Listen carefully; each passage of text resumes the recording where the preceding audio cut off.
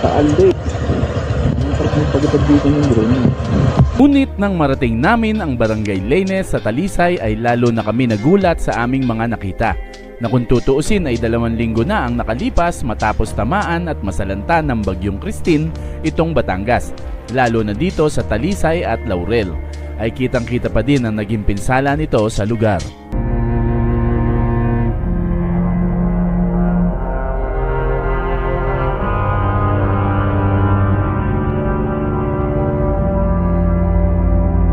Kitang-kita namin kung papaano ang bawat isa ay nagtutulungan gamit ang kanilang mga pansariling katawan, katulong ang mga kawani ng gobyerno at mga makina na tumutulong mapadali ang paglilinis at paghahakot ng mga lupang tumabon sa kanilang bayan.